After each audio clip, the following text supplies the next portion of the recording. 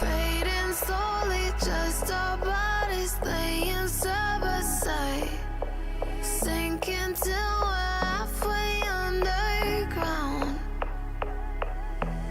It's not over, pull me closer, don't let go, not now. This emptiness is more than I can bear. Would you leave it all behind? Rewind, rewind.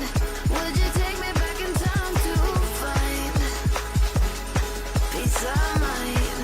Would you leave it all behind? 'Cause I can't keep going like this, never catch a grip. Would you leave it all behind? Rewind. Would you leave it all behind?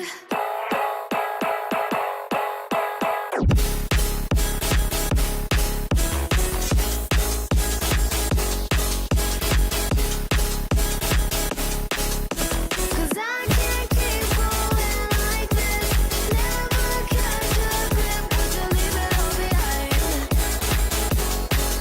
Rewind. Would you leave it all behind? Where did we get lost in this? Those summers I do miss, when we were just two kids without a hitch. As soon as our feet hit the ground, we're running out this town. 'Cause we both know there's more to life than this. Would you leave it all behind? Rewind, rewind. Would you take me back in time to find peace of mind? Would you leave it all behind? 'Cause I can't keep going like this, never catch a grip. Would you leave it all behind? Rewind. Would you leave it all behind?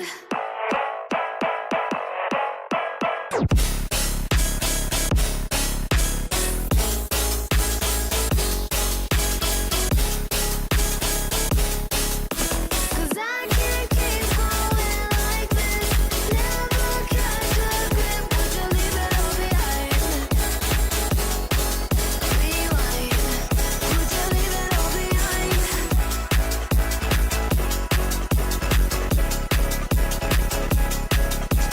There you go. Bring it on for the camp.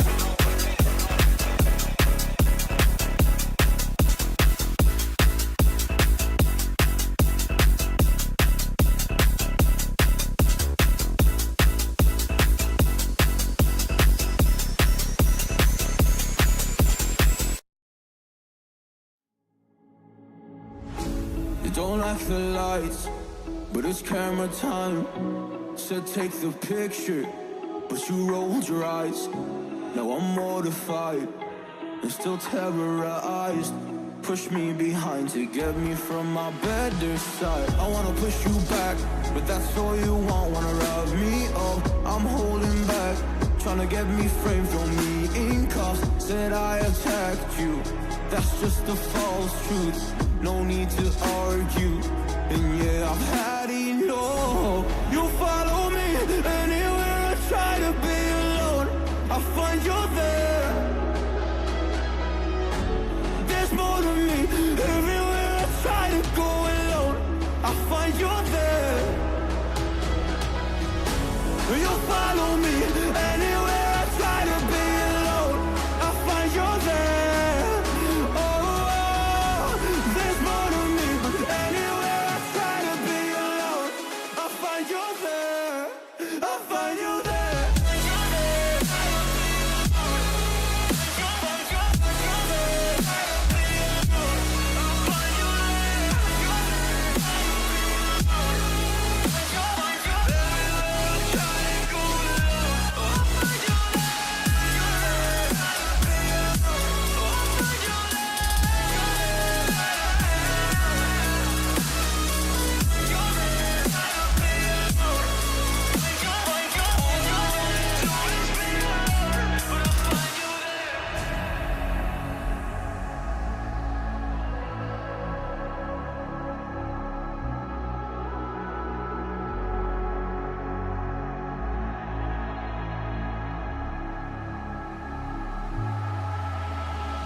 I'm so scared to leave my house, so I cannot run free from this. Always being watched by you, and that's so inconsiderate. My privacy, does that exist? Probably haven't heard of it. Need to live a different life, cause lights and cameras are in it. Trying to find a silver lining. All I do is avoid the violence. But you're here again, I'm losing it. There's no more screaming in silence. Get out my face, turn off the flash. I hate the fame, no more of that. Leave me alone, or I'll collapse. I need a break, don't feel the crack. You follow me, anywhere I try to be alone, I find you there. There's more to me, everywhere I try to go alone, I find you there. Yeah, yeah.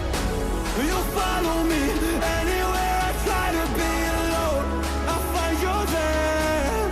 Oh, there's more to me, but anywhere I try to be alone, I find you there. I find you there.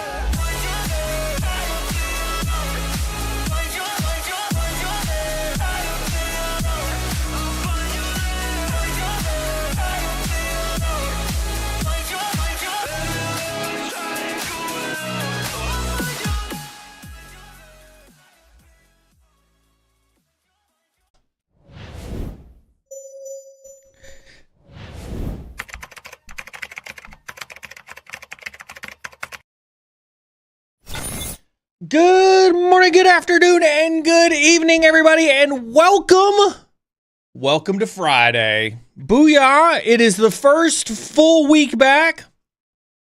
Welcome to Tea with a Hacker. I have my lovely chai latte. See, I told you I'd work on it. Whoever was giving me crap for using chai and tea in the same sentence, told you I'd work on it. My chai latte. This is my go juice in the morning.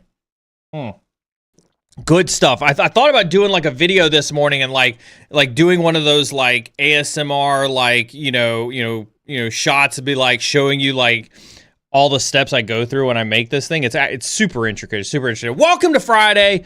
Welcome to Tea with a Hacker. My name, as always, is Neil Bridges, and thank you for joining me on this Friday. Hopefully you had a good first week back.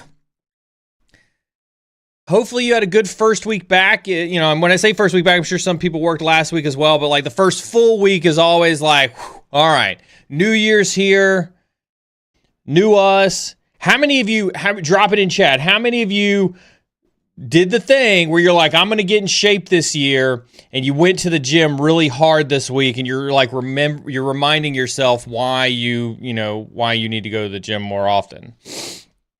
I kid. It's good to have New Year's resolutions. It's good.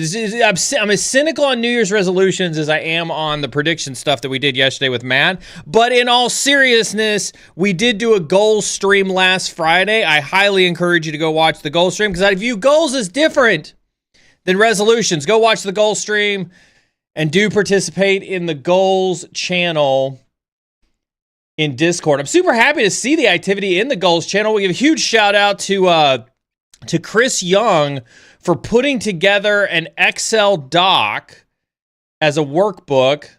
Our team did vet it for malicious, Visual Basic scripts. Nothing in there is malicious, but did put together a workbook to help you create and manage your goals. So give a huge set of shout outs to Chris for stepping up for the community and putting that together.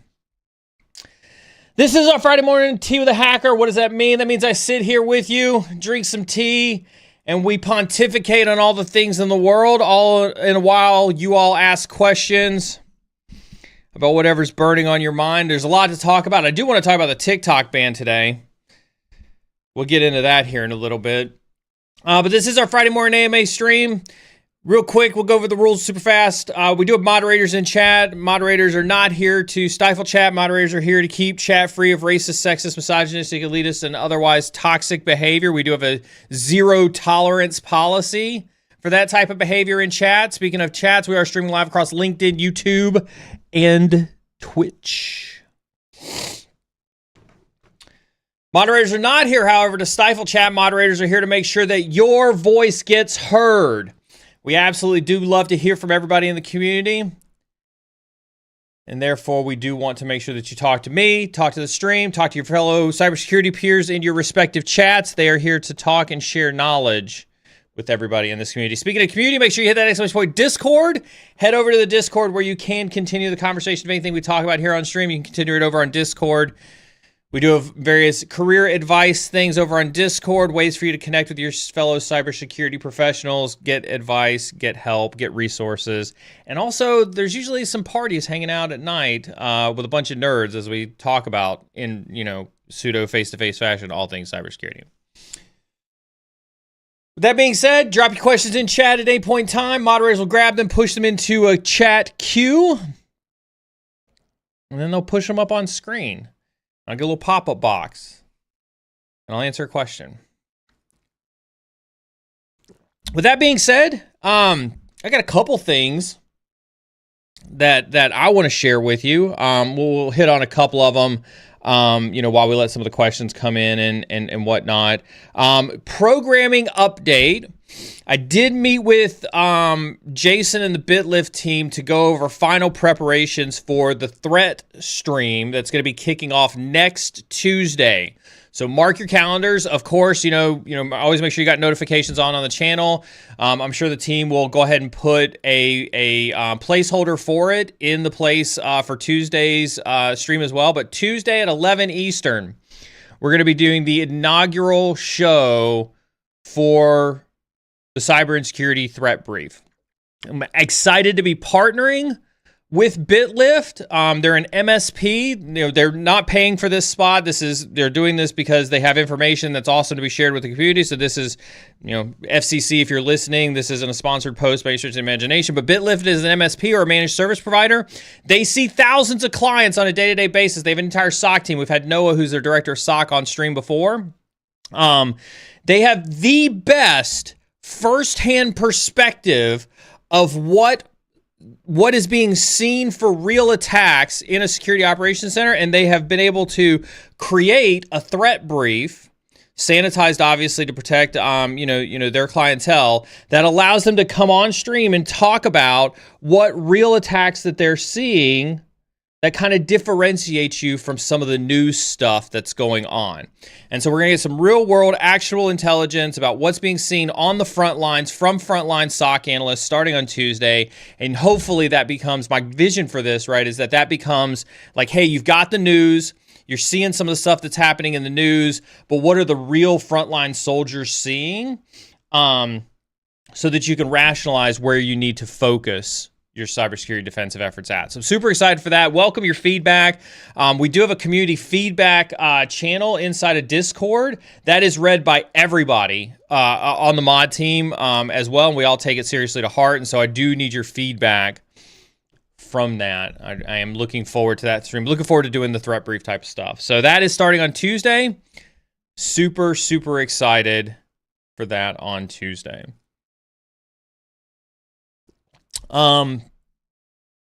Yeah, we're still working through the GRC one. I've got the person in mind for a GRC stream. We're working through some of the logistics of that, obviously, but I'm anticipating the GRC stream happening. Hopefully shooting for sometime in February to be able to start the GRC stream out. Excited for my guest that's coming on towards the end of the month. So mark your calendars for this one as well. The 29th of January. During an Old Guy Wednesday, I'm going to have Chris Pogue, who is a digital forensics incident response expert. He's an expert witness. He sat on stage. He sat on stand during testimony, multiple times. Worked with law enforcement, worked with the government, done a lot of digital forensics type of work, and so he's one of the foremost experts when it comes to digital forensics in this space. And so we will be having a dedicated digital forensics stream happening in and around January 29th. I almost said July 29th. That's a bit farther away than I had anticipated. But January 29th, see, I almost did it again. January 29th, Chris Pogue, Differ expert. Really, really looking forward to that.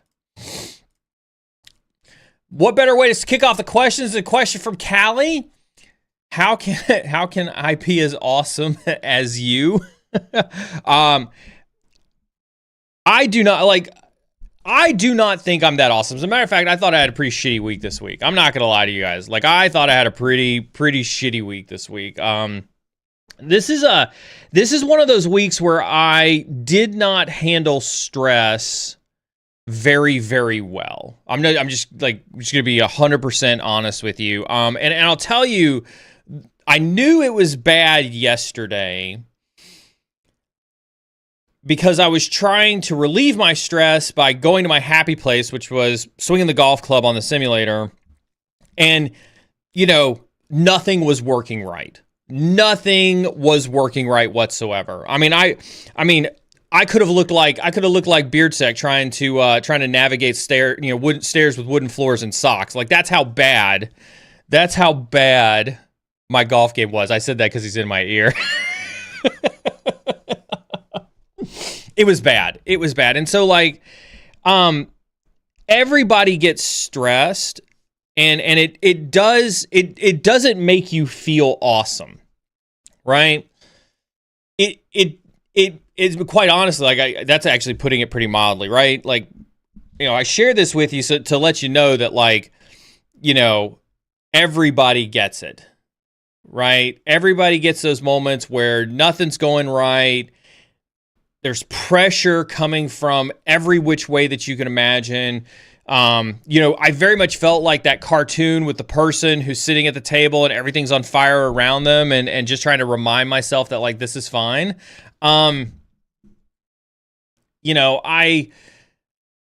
It's hard to talk about, like, how to cope with things like that sometimes, because it doesn't make you feel awesome. It doesn't. And so I appreciate you, Callie. I appreciate you thinking I'm awesome. Words are hard. Beardsec knows.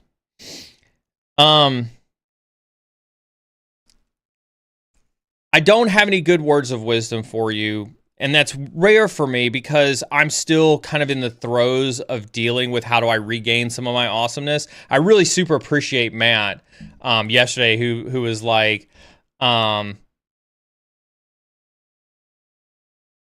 Neil's like this all the time. He's like this, at work. I try to be, I very much do. And then I walk away from this computer and all the stress just kind of hits me. I don't know. Maybe that's the military. I saw USMC Dad in chat. Maybe he can relate to this as well as some of my military folks, right? When you're in the throes of the moment, when the fires are raging around you, when the fight is going on, maybe that's military training that kicks in and you just kind of like switch off and you go into action mode and you just execute. Right? You execute the best way possible. And then you leave that mode and you realize the weight of everything that's around you.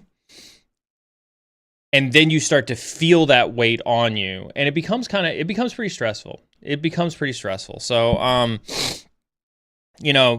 appreciate, I say all this like to say that, like, you're not alone when you get to feel like this. My lovely wife Carmen reminded me, and she's a good litmus test for this, is that you control. Right?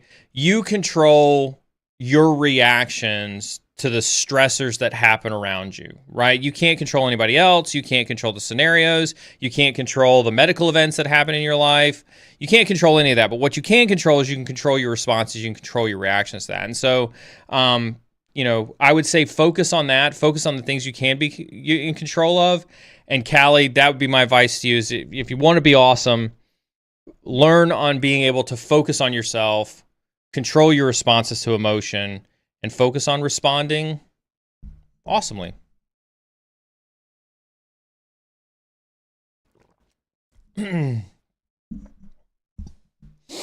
Yeah, love, absolutely, Cybertize. Love and hate relationship with stress. Listen, if you're in cyber, I don't want to speak for every career field. I am sure every career field has stress. Right? I'm sure every career field has stress. But in cyber, what I can speak to is we undoubtedly have a monumental amount of stress, especially we've had countless people on stream. Noah said it when he was on stream, right? SOC analysts are the frontline soldiers of every organization. They are defending the organization from cyber attacks daily. Take a step back for a second. If you've been in the military, if you've been an infantry person, if you've been a firefighter, a first responder, a police officer, where's Panzer Tank, right? If you've been a police officer, that front line, that front and center of the shoulder of the responsibilities to defend your entire organization from cyber attacks is an immense amount of stress. Make no mistake about it. I'll share with you, as CISO Aquiri, that in and of itself adds an amazing amount of stress. Oh my God, Jax is hanging out in YouTube. Everybody say hi to Jax over on YouTube. It's good to see you, girl. I got your text message the other day. Just haven't responded to it yet, but I miss you. You're doing awesome. Stay awesome over there. Right? And so as CISO Aquiri, there is stress that I just naturally have in trying to ensure that we have the security posture and everything else that we need to, that is expected of us as a security company. And that's my day-to-day stress. That is the stress. That is the fundamental stress of just simply having the role that I have. Right? And so you start to tack on this stress, and then that stress, and then this stress, and then that stress, and then all of that starts to weigh in on top of that. Now imagine, now that's just me, and I don't mean to take anything away from the SOC analyst, but then you start to go down, you get to that SOC analyst where you're on the front lines, you're responding to alerts on the regular basis, you're having to deal with leadership, you're having to deal with technology shortfalls that are or are not your responsibility, whatever the case is, and that stress just starts to expound upon that. So I say all that to really say, there is nothing that you can do to avoid stress in cybersecurity. Nobody in your organization is going to look out for you and your stress. Right? And I no disrespect to any of the great leaders out there that call up their people and be like, hey, how are you doing? I think those are the true champions that exist out there, right? But at the end of the day, they're not there to monitor your stress. They're there to ask you if you need help. Right? You have to monitor your own stress. You have to monitor your own stress. So USMC Dad brings up a really good point, right? Learning how to compartmentalize in the moment. The worst thing is after, to never go back, probably dealing with it. Yeah, absolutely.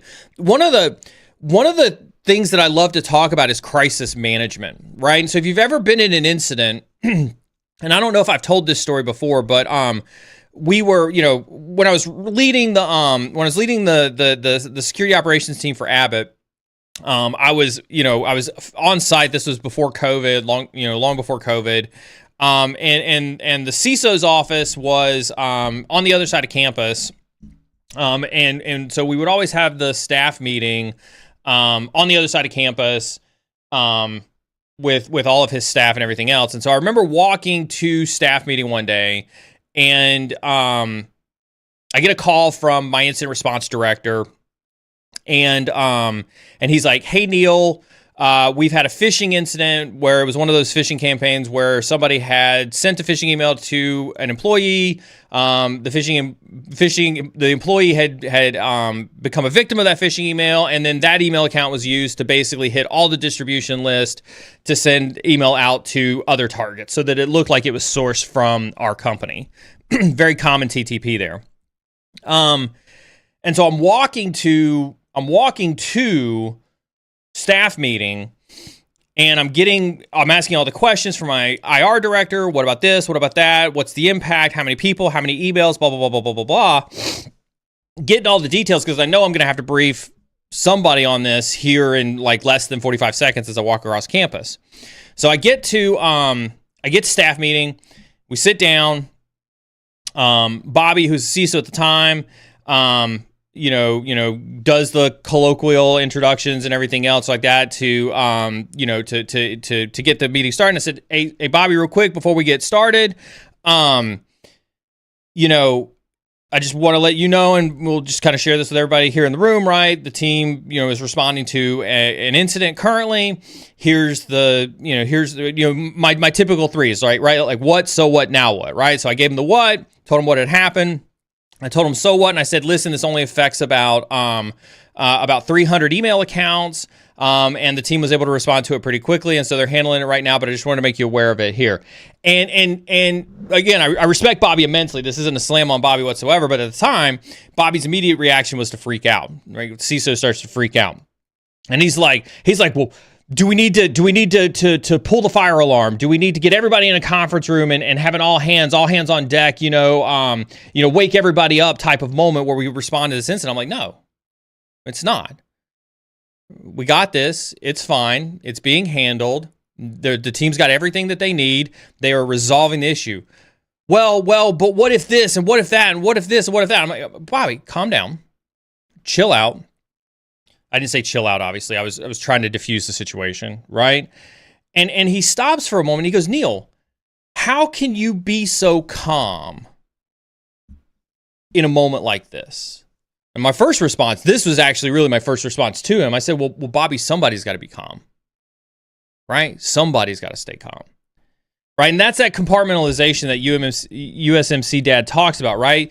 You have to compartmentalize the moment, like the stress. Like, is it stressful to have to deal with that incident? Yes. Is it stressful to have to deal with a pingy boss? Yes. Is it stressful to try to worry about what's potentially going to happen if this incident gets out of hand? Absolutely, 1,000%. But in the moment, you've got to compartmentalize those feelings so that you can accomplish the mission, right? And then, to his point, if you fail to go back to it afterwards, that's when it starts to weigh heavily on your mind. So long-winded way to talk about, stress and things like that and whatnot. And just know that it's never going to go away in this career field. Like, this is a stressful career field. Whether you're on the front lines as a SOC analyst or whether you're a CISO, right? This is never going to go away. And case in point, great question from Jax, like as we talk about this.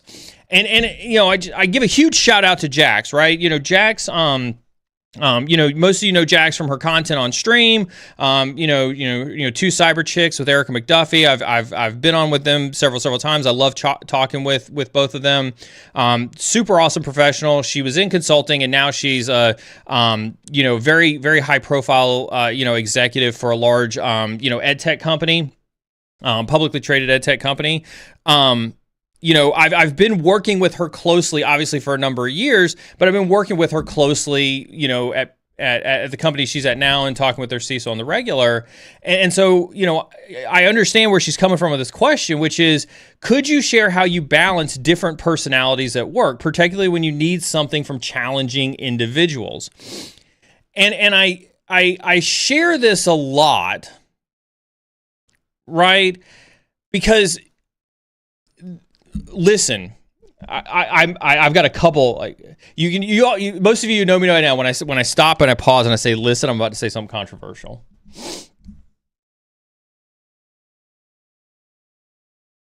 A lot of you are high performing individuals. I would argue to say that if you're in cyber, you've made it into cyber. And you've started, you've seen your career trajectory go from like you've been kind of plateaued for a while as you tried to get into cyber. You got a role, and then maybe you started to go up, and then maybe you got another role, and it really started to hockey stick up. Everybody's career does that. You get a little bit of a gradient, then you hit a momentum, and you hockey stick up. Everybody's career does that. And what ends up happening, you find yourself in that high-performing individual status, right? And you start to, listen, I'm just going to be blunt with you, right? I don't know how else to say this about our industry. You start to have this moment where you look at the personalities around you and they're vastly different than what you have come to expect as a high-performing, high-functioning individual, right? People don't care about cyber. They don't care about you. They've got, listen, I had a peer of mine at Abbott, and if any of my Abbott folks are listening in chat, anybody who was with me at the time, you'll know immediately who I'm talking about. And if he were here in the room with me, I'd say this as well. But he spent 35 years, 35. He spent 35 years at Abbott doing the absolute minimum required for his career.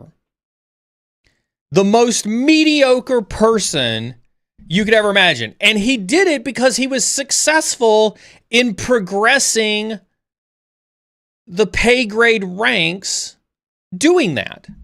But he was the epitome of mediocrity.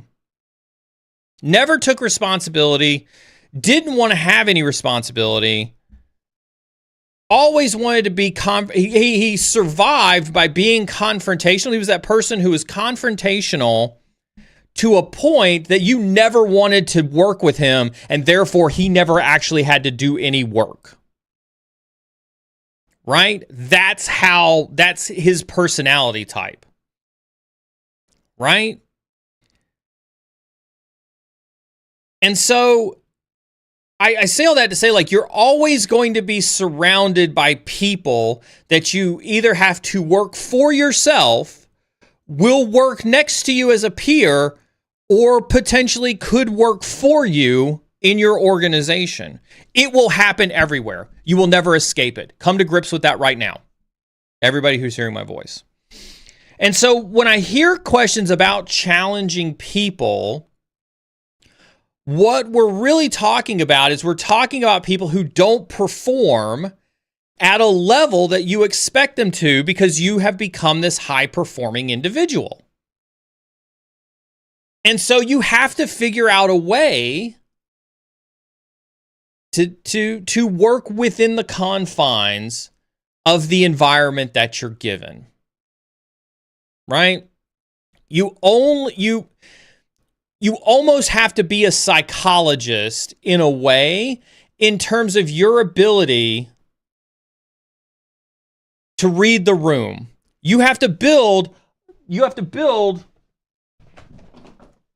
a virtual little notebook, right, of personalities that you deal with on a day-to-day basis, right? Well, Bob in accounting is this, he likes this, he hates this, he's been at the company for this long, this type of communication style worked with him, this type of communication style didn't, here's what his triggers are, here's what makes him tick, here's what makes him, here's how I get him to be my ally. Listen, go research like crime profiling. Right? Go research crime profiling because that's effectively what you're doing. Right? You're profiling the people around you because I'm pointing to you, who are having to deal with these types of people. And again, I'll bring hacking into this, right? Because again, some people only view hacking as like, Neil, I want to do Leet Sauce 0-day exploits, right? Or, hey, Neil, I want to pwn bug bounty programs and web apps. You will have to hack everything about life, particularly in the cybersecurity industry, right? Whether it's your career, or in this case, people. We are talking about hacking people. You are profiling the endpoints, aka people, in your organization, you are looking for their vulnerabilities, and then you are attempting to catalog and find exploits that work with said vulnerabilities so that you can gain access to the things that you need.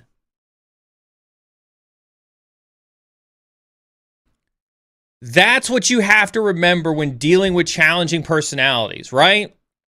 You have a mission, you have a goal, right? Whether that's something as tactical as getting through an incident or something as strategic as deploying the next and latest greatest EDR capability. You have a mission, right? And so how do you hack the people around you to accomplish that mission? And when you start, listen, I'll tell you something secret. So we've had this conversation a little bit on stream where we've talked about the politics in corporate America, right? And I think I've told some of you before, right, that like you're going to have to accept some level of political arena, especially the higher up you go in the corporate food chain, right? And I'll just share with you my experiences. The way that I came about not just acknowledging that, accepting that, and going with it was I realized that I can hack people the same way I would hack systems. Right? And it became kind of fun for me. I kind of gamified it. Right? I kind of gamified it. All right. I want to get this strategic objective accomplished. Who do I need to have in my wheelhouse? Who do I need to have on my side? Who are going to be my blockers? What are my firewalls? Right? What are my firewalls? What's the versioning on those firewalls? Where do those exploits sit at? How best do I accomplish my strategic objective looking at it from that perspective? And so I would go back into this original question from Jax. The only thing I would remove from this question is balance. Right? I don't think you can balance the external personalities that you have to deal with at work. What you have to do is you have to project manage your expectations and your exploitation of those people that you need to get your mission accomplished. Remember, like, this is why I always bring military stuff into this, right? And you know, all my military folks in chat, right? You'll resonate with this, you know, very, very well. Cyber is a mission-focused function at the end of the day. Your mission, and unfortunately you can't choose to accept it or not, is to protect the organization. To risk manage the organization, either through technical or non-technical controls. And so all of these personalities around you are just systems that you have to manage towards that objective.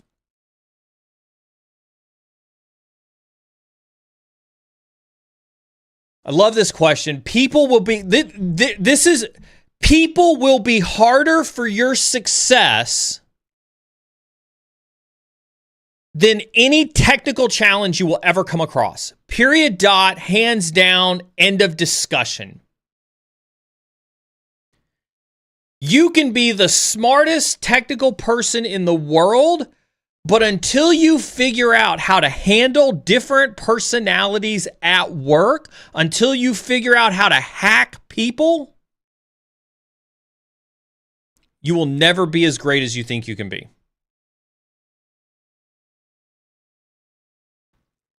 You will never be as great as you think you can be. Jax, thank you very much for the question.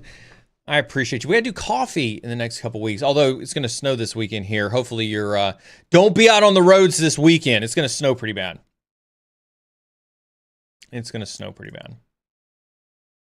Right? I'm going to let the questions build up for a little bit longer. I want to talk about the TikTok ban really quick because we've talked about TikTok several times here on stream. I talked with some folks about it yesterday as well, and I want to give a hot take on it, right? And I want you to understand something. I have friends that work at TikTok US, right? I know some of the security folks at TikTok very, very well, right? If you were to ask me, and somebody did ask me this yesterday, somebody came to me and was like, "Neil, looks like TikTok's getting banned," and I laughed and I rolled on the floor and I was like, "You're out of your mind." I'll say it right here: TikTok is not getting banned. As a matter of fact, I do not condone gambling by any stretch of the imagination. This is not a promotion for gambling whatsoever.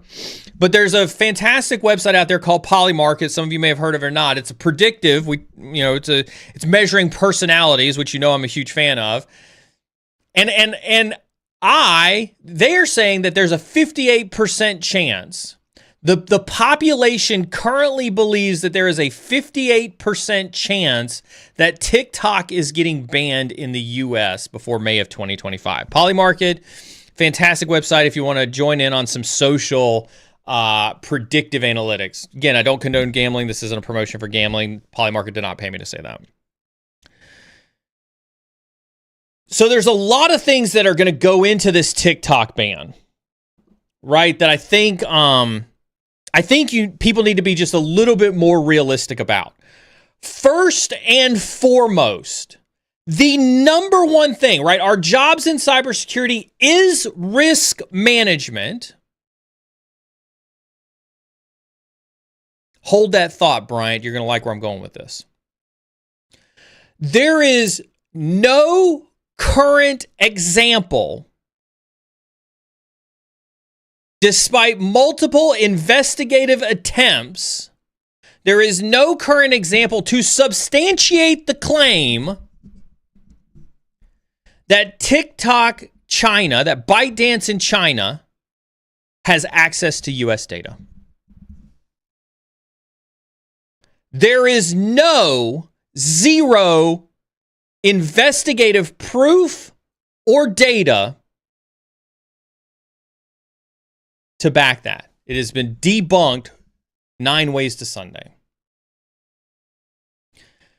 We've talked about manipulation on stream. We've talked about manipulating people. We've talked about it in your workplace. We've talked about information warfare on stream, right? Social media isn't new,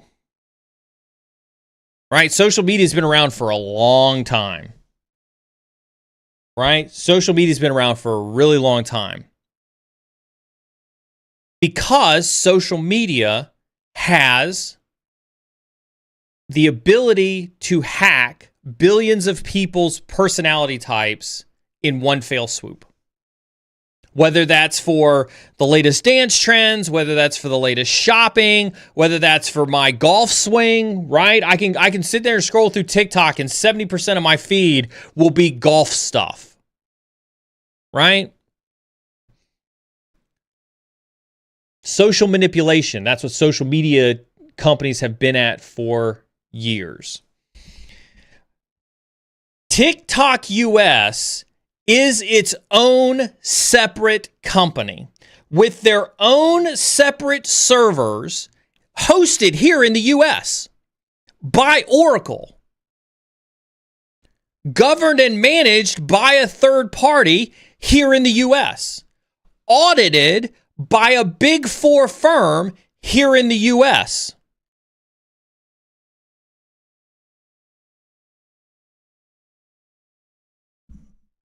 Right?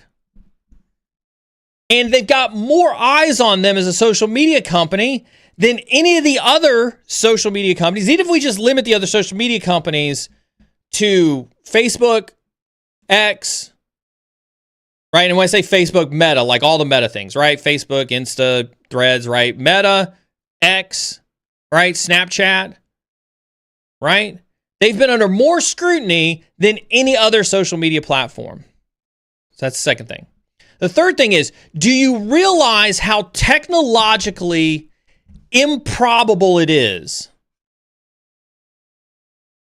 to ban TikTok.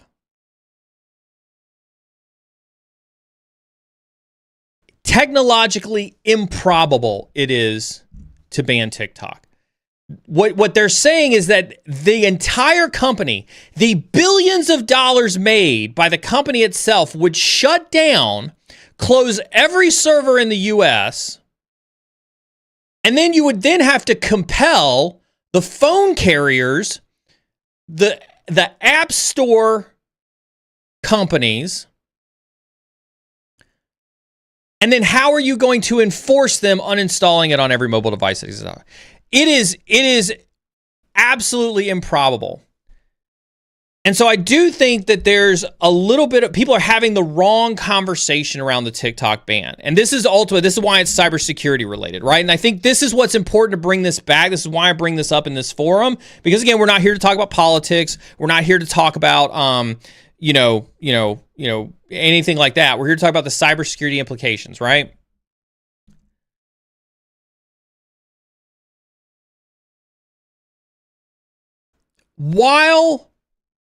So privacy should be the concern of every cybersecurity professional. Every cybersecurity professional should be concerned with privacy. Hands down, do not dispute that whatsoever.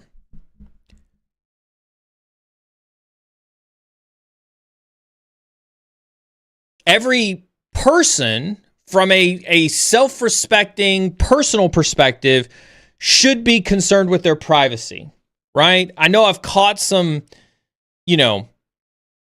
flack for some comments I've said. I can rehash a couple of those. I definitely think that they're worth mentioning again. But I do think that every person should be concerned with their privacy. But if you're concerned with your privacy, right? If you're concerned with your privacy and you're on any social media at all, period, dot, end of discussion, anything that is viewed as a social platform, like Twitch, like YouTube, like LinkedIn, right? And you scream about privacy, you're a hypocrite. This is just me being transparent with you, right? If you think that the TikTok ban is somehow geared to make you more secure as a human individual, or to protect your privacy as a human individual, but you're here on this platform, you're uninformed about what privacy is about. Right? You are not entitled, let me say that unequivocally, you are not entitled to the packet of network information that leaves your demarcation point at your house. That packet is no longer your packet. You have a choice on how you can control your privacy. And that's what I want to bring up. You have a choice on how you can control your privacy. And that's what makes it, that's what I think people forget. You can encrypt your traffic. You can use VPNs. You can use anonymity services like IP2 and Tor and things like that. Right? But you have a choice to do that. You can choose to stop using TikTok. You can choose to stop using social media. I would hate it. I don't want to lose you as a viewer. I appreciate every single one of my viewers, but you can choose to stop being on Twitch. You can choose to stop being on YouTube. You have a choice. You have a choice. And I think that's what people forget, is that companies are in the business of making money.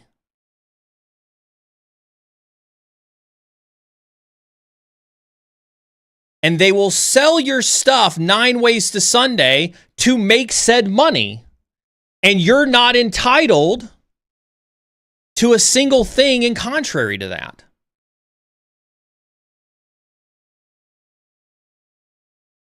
All right? So where do we go from here? Right? Again, I'm going to enjoy watching this. I'm going to have my popcorn. I'm going to watch this Supreme Court thing. I'm going to hear what the oral arguments are that they're going to say, and we're going to continue to watch it. I'm going to place a predictive bet with Polymarket. I'm going to bet on no. We will not see a TikTok ban by May of 2025. I think that it is highly improbable and technologically impossible to do. But if you care about privacy, I would encourage you to threat model the things that you're concerned about from a privacy perspective and really ask yourself in a transparent fashion, are you being true to yourself in addressing your privacy concerns with your current lifestyle? Because, yeah, I saw somebody else talk about it in chat, right? Or if you've got an iPhone, or if you've got an Android, or if you've got internet. Yes, if you are a functioning person in today's society, if you're a functioning person in today's society, you probably have one, if not multiple devices that are 1,000% an infringement on your privacy.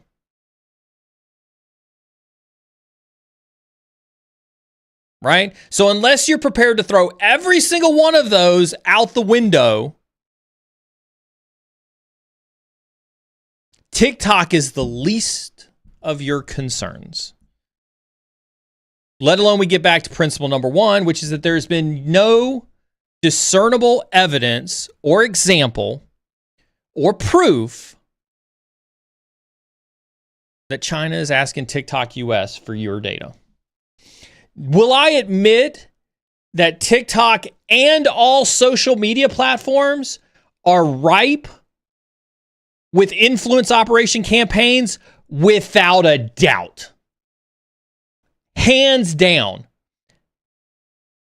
But that is every social media platform. I'll tell you, so this is the one time, you guys know that I'm not a huge conspiracy theorist. I used to be. I'm not anymore. I'll tell you Neil's conspiratorial theory. This is non-political. This is Neil's conspiratorial theory. It's the only social media platform that the U.S. bureaucratic infrastructure does not predominantly hold influence over.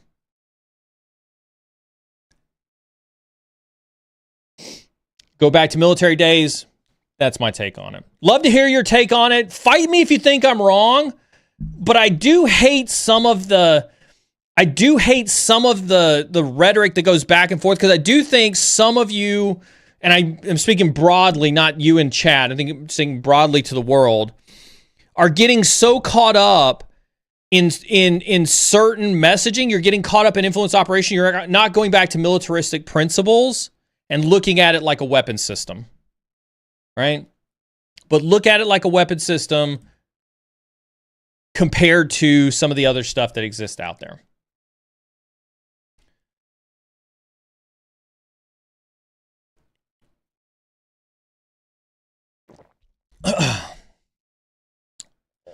All right, let's see here. We've got a couple questions here. Nerd for Sec on YouTube says, "Where did you get all your flags in the background?"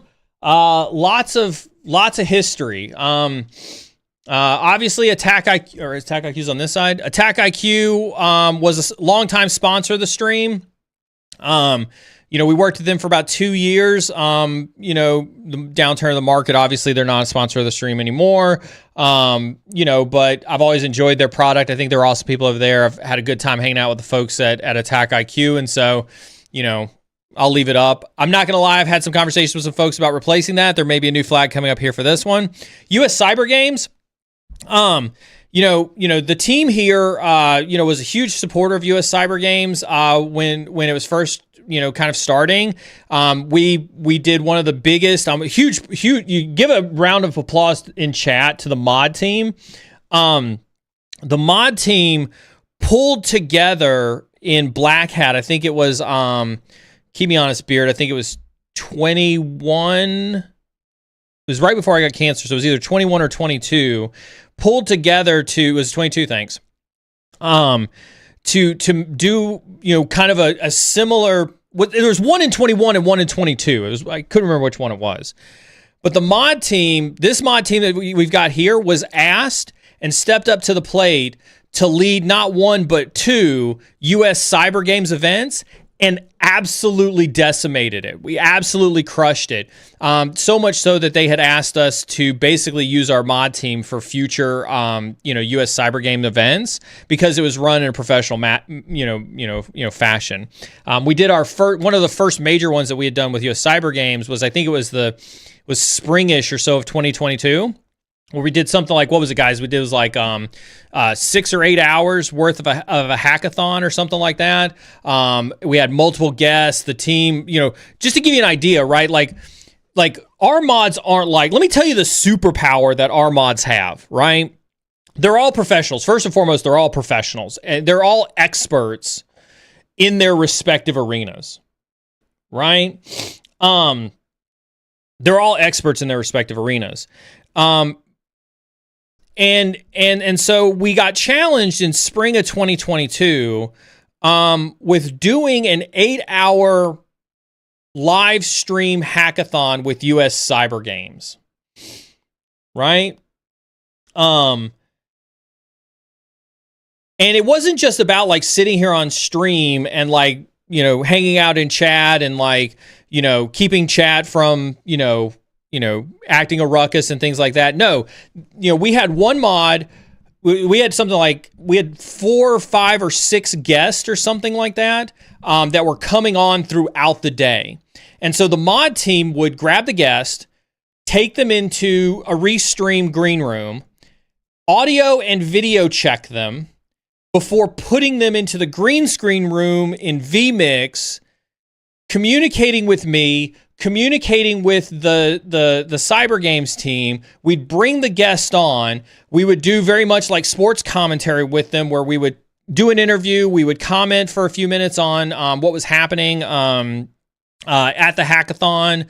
And so the entire mod team was behind making sure that went off without a hitch, making sure that we were switching cameras to the views that we needed to see what we needed to on people's computer screens.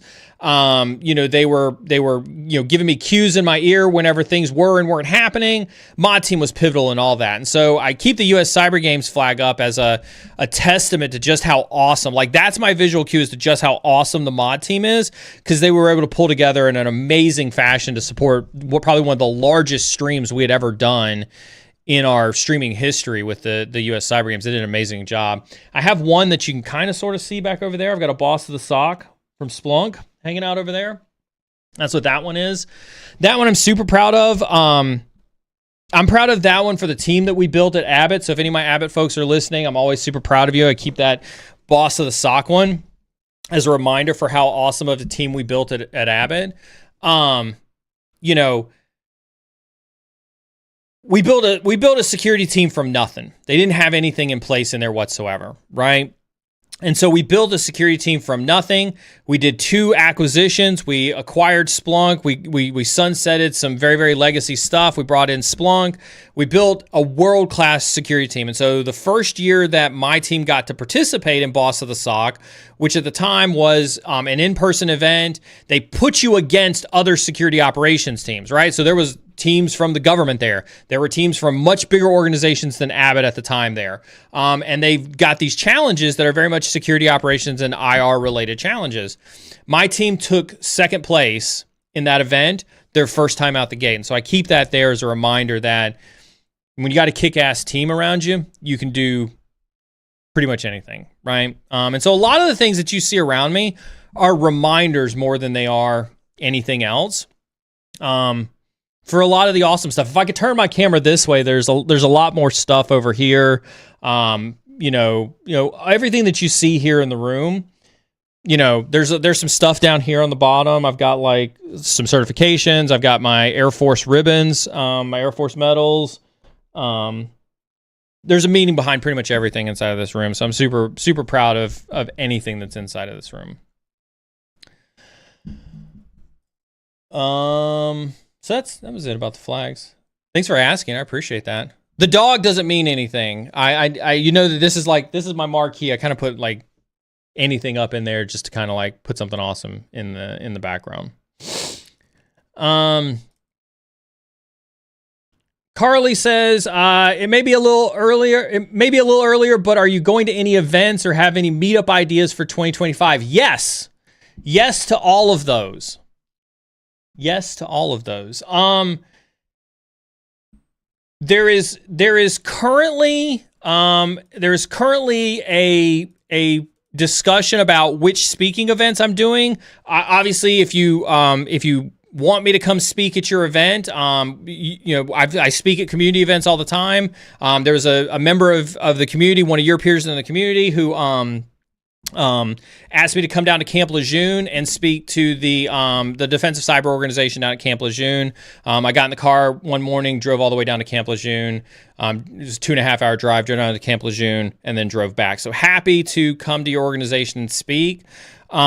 Currently, it's looking like there's probably an opportunity for me to be in DC in February to speak. There's probably an opportunity for me to be in DC to speak in April that we're working towards. I will be in. This is new. This is new for people who are keeping track of my my travel. I'll be in New Orleans, Nolans, in March, speaking at FSISAC. So if you're going to FSISAC in March, I'll be at FSISAC in March speaking. So definitely speaking in New Orleans in March. I know if you're in New Orleans, you don't have to go to FSISAC specifically, but you can catch up with me. Here's the thing about meetups, right? So here's the thing about meetups, and I say this to everybody. I say this here on stream. If you're on stream, you're privy to this. If you catch me in your neck of the woods, and I don't mean catch me like you got to surprise me, but if you hit me up in DMs, if you coordinate with me, you get free mentoring when I come to your site in person, right? Now you got to coordinate it with me. You can, if you want to get lucky and catch me at a conference, absolutely. You can have as much time as I've got as I run between opportunities. But I make my public schedule, available for folks so that if you hear that I'm coming to your place and you're like, I want to get some time with Neil, this is a great opportunity. Great opportunity for you to spend some time with me, right? That can look in the form of, I had, when I went to Chicago a couple weeks ago, I had dinner with one of your peers, Jamie. You probably saw it on LinkedIn. We spent an hour and a half at a brunch, and we chatted about a bunch of stuff, right? Anytime I come to town, it could be something as simple as a coffee. It could be something as simple as dinner. It could be, I will tell you right now, if I bring my golf clubs, you want 4 hours with me, take me golfing. You can have 4 hours with me on a golf course, and I'll play golf with you. You don't have to be good at golf. You can just take me golfing, and you can have a golf outing, and we'll have 4 hours together as we golf. But right now, DC, New Orleans, I may be in New York within the next 30 days. If anybody's in the New York area, I may be in New York in the next 30 days. But best place to see that, get on Discord. There's announcements that I'll usually put into the channel to let you know where I'm going to be. But I do that. Please make time with me. Reach out to me in DMs across any of the platforms, and I will unequivocally make time to meet up with you. I enjoy meeting our community in real life. I enjoy meeting the community in real life. Since we're talking about conferences and meetups, Sonic says, what's your recommendation? What would be your recommendations for first-time conference? I would start, like I've done videos on Black Hat and DEF CON before. I have hot takes on Black Hat and DEF CON, right? Everybody thinks that they're the crew de grace, right, of conferences to go to, and I disagree with that, and we can get into that and kind of the reasons why to that. I think that you should start local. Almost every city has a B-Sides. Hell, you don't even have to go to a B-Sides from a conference perspective. Look for cybersecurity meetups. Another huge shout out to Jax, right? She moved from DC down here to Raleigh. And she started a Raleigh meetup down here in Raleigh for cybersecurity professionals. Find local meetups. Find folks who are local to your area and start there, right? The purpose of a conference, right? There's two purposes for a conference. Oh God, I say that and then cynical Neil, like I need an animator who can put little things on screen, because there was Neil give valuable advice, and then there's Beardsec in my ear going, tell him the cynical shit, Neil. Tell him the cynical shit. And he's like, tell him the cynical shit. The cynical reason to go to conferences is to get swag and party, right? That's the cynical reason to go to conferences. The only valuable reason to go to conferences is to network and potentially see certain talks. Potentially. And I use that very, very loosely. Let me give you some examples of this, right? So let's handle the networking one first, because it's easy, right? The most important thing when going to a conference is to network. The same way that I tell you all to reach out to me and put some time on the calendar with me, almost every, big shot in cybersecurity wants to meet with you, right? They would love to meet with you. We have some gatekeeping assholes in this industry. I don't discount that, but I'm not speaking about them. I'm speaking about the vast majority of true cybersecurity professionals want to meet you. And they want to talk to you. They want to hear your struggles. They want to give you advice. They want to share knowledge with you. I'd be willing to bet a lot on that, right? And so the networking aspect is huge, right? But you can do that at local meetups. And I would argue that for a lot of you introverted people, listen, I'm going to speak specifically to you introverted people here right now. For a lot of you introverted people, it's so much easier for you to network, if you will, in smaller circles. So I like to preach like this crawl, walk, run mentality, right? When it comes to anything. Same with networking, right?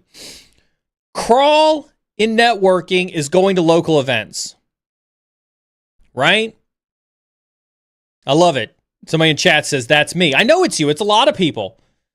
If you're an introvert and struggling with networking in any event, drop it in chat. Let us know. You're anonymous here on Twitch and LinkedIn and YouTube for the most part. Well, maybe the LinkedIn folks aren't that anonymous, but hey, you're anonymous for the most part on YouTube and Twitch, right? Drop it in chat if you're one of those introverts, right? I get it. I understand. Like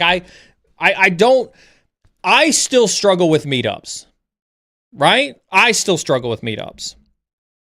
And so at least if you start small with those small meetups, you have an opportunity to get your feet wet in that networking arena in small increments, right? Some of your meetups may be super small, right? 4, 5 people tops, like it may be a dinner table.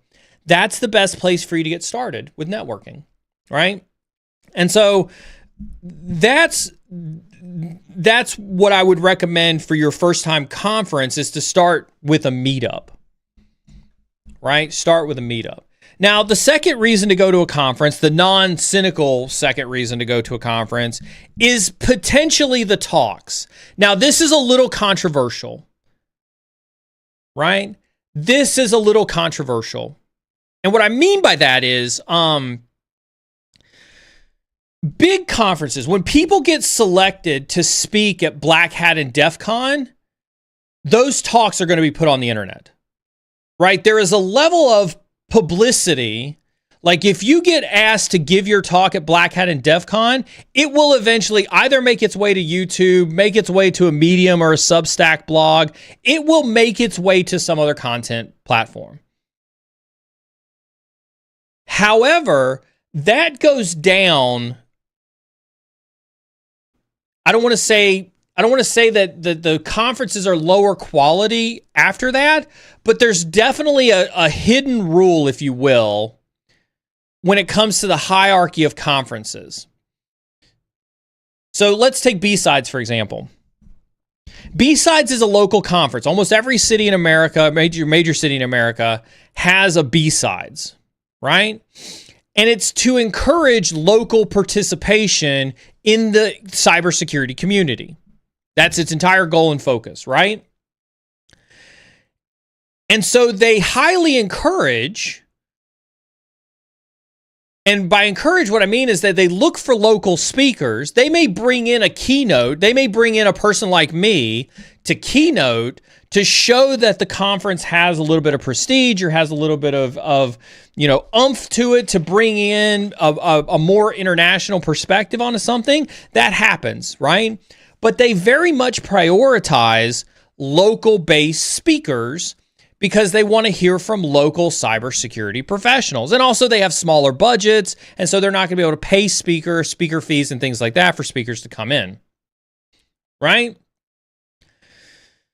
So I say all that to say it's kind of an unwritten rule that, let's use me for example. If I was just starting out in cyber, if I was trying to get ingrained in the cybersecurity community here in Raleigh, if I had an idea for a talk, what I would want to do is I would want to try it first at a meetup to see if people thought it was awesome in a small circle. Then I would put it in for a B-Sides to see how it performed at a B-Sides. Right? The reason is it's a smaller circle. It's a smaller audience. You'd want to test what the receptiveness was to that talk. So I say all that to say, right, those talks may not ever see the light of day, right? As a matter of fact, the talk that I gave at ThoughtCon 2013, 2014 never saw the light of day. It was cool. It was fun. But I didn't feel like it was overly resonating with the audience. So I've got it sitting here on a removable hard drive somewhere, and it's never been put up on anything, right? That was me that made that decision. Nobody in the community told me the talk sucked. Nobody in the ThoughtCon audience told me the talk sucked. We had a decent audience for it. But I didn't feel like it was worthy of being put out there on the internet, so I never did. If I showed you, if I showed you a file folder on my removable hard drive that's got 100 directories of talks that have never made it onto the internet that I've given to 100 different places, right? Just because they, may have been niche, they may have been for a particular purpose. I didn't feel like they resonate really, really well with an audience. They're there, right? That just happens. And so there may be some value as a first conference to go to some of these smaller B-Sides or something like that, because you may see a talk that'll never make it to the light of day. Whether that talk's useful or not, or beneficial or not, that's for you as the listener to try to ascertain. But that may be an advantage there as well. Right? So that's why I think like some of my first recommendation for conferences should be the local ones.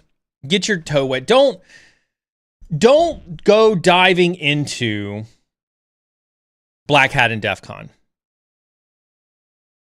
Right?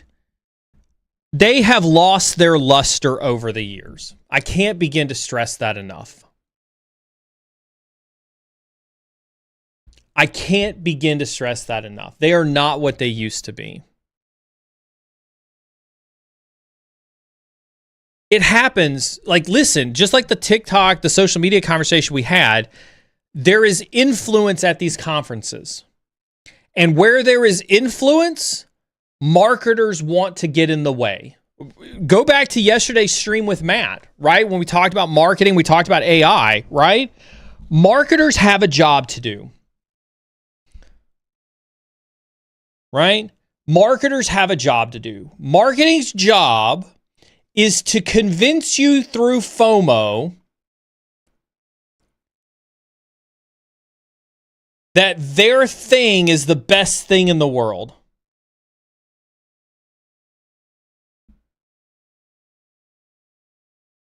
Right? Their thing is the best thing in the world. And so to do that, they've got to be loud, they've got to be boisterous, and they've got to go to where the masses are. And so since everybody wants to go to Black Hat and DEF CON, that also means that all of the marketers want to go to Black Hat and DEF CON. Do you know that they charge well over $100,000 per company for those booths at Black Hat? $100,000. Sometimes more. They have a very, very small amount of smaller booths. Like you'll definitely see all the big booth areas. And then they have the smaller booths, but they're still charging 25 to 50K for those smaller booths. And that's Black Hat. RSA is well over $200,000 for a booth at RSA.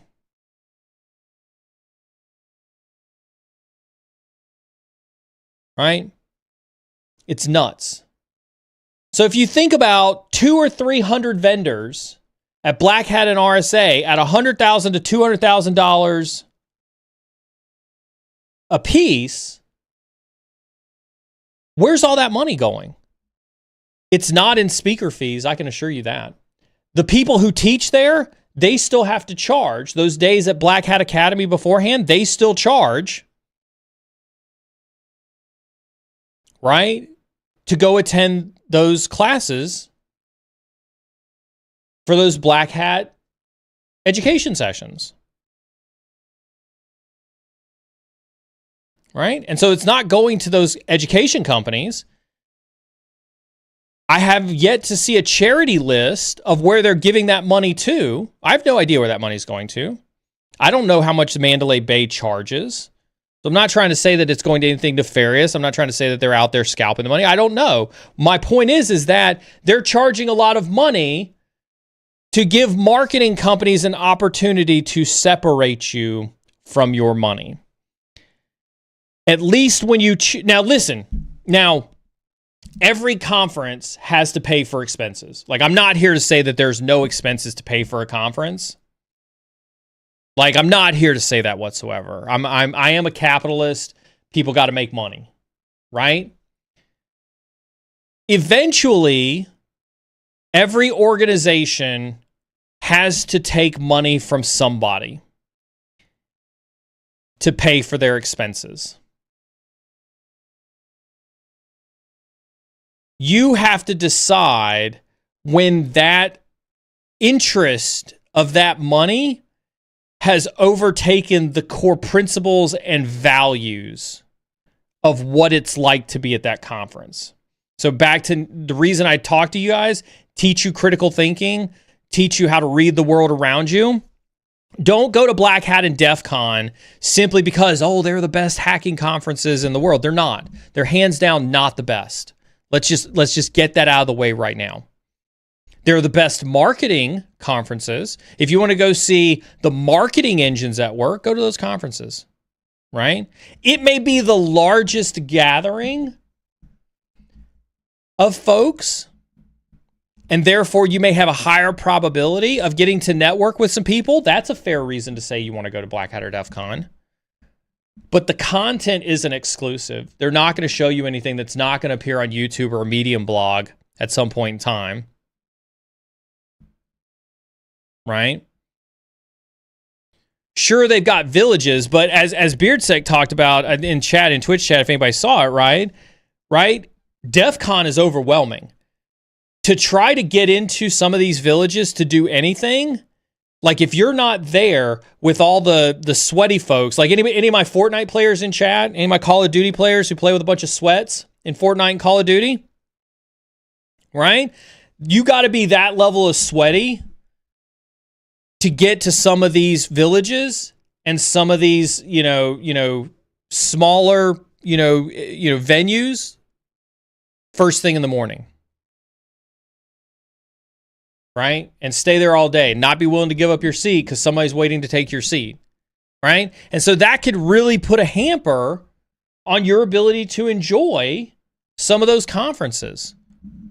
Right? If you ever seen like the packet hacking village where the wall of sheep is at. It is standing room only at every talk. And heaven help you if you want to sit down and do any of the challenges or projects or labs or workshops in there. It's horrible. It's horrible. I saw Rise Skill and Chad. Good to see you again. It's been a long time since I've seen you. He talks about Wild Wild Hacking Fest.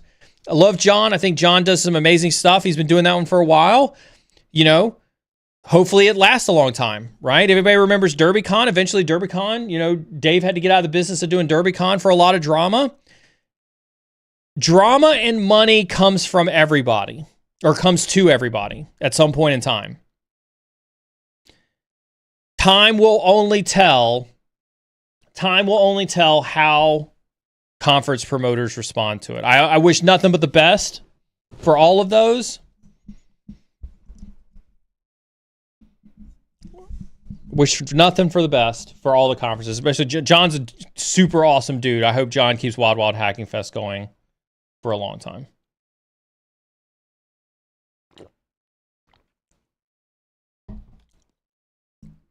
Love the questions. Keep the questions coming. We'll talk about anything and everything.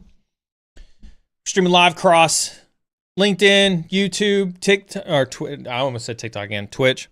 Listen, just as a reminder, like, I super appreciate everybody who tunes into these shows. Like, I absolutely love it. It's good to see her. This is like, it's not to say that I didn't love Sec Data Ops yesterday. It's not to say I don't love, you know, Old Guy Wednesday. But this, I absolutely love doing this. I absolutely love doing Tea with a Hacker. This is my favorite. We're not done streaming, by the way. I'm just saying. I just want to take 5 seconds to tell everybody that I super enjoy everybody. Fix It 42 in chat. Good to see you, girl. Hopefully you're doing all right. Really quick, while I've got, you know, just a break between questions. Reminder: Tuesday is our first cyber threat brief, 11 a.m. Eastern Standard Time. We're going to be bringing you some not live, but some real world threat intelligence from the front lines, from soldiers that are on the front lines. Kara Bitlift, make sure you do tune in on Tuesday for that. We got Tea with a Hacker next week. Make sure you hop into Discord. We've got lots of things going on in Discord all the time. By the way, we are doing a giveaway. I should mention that. Fuck, I forgot about. Oops, I said the F word. I had to check see if Carmen was going to budge in here. I said the F word. We do have a giveaway happening on Tuesday. I forgot to mention that. Let me not forget that. We do have a giveaway happening on Tuesday. Yes, she'll wait for you downstairs. Because we are multi-streaming across 3 platforms, you must be in Discord to participate in the giveaway. So this is a reminder to be in the Discord if you want to participate in the giveaway. A huge shout out to BeardSec. BeardSec is my Swiss Army knife of mods. He's in my ear to give me all the cynical devil side of my shoulder, things that I should and shouldn't say on stream. But he also is my Discord wizard.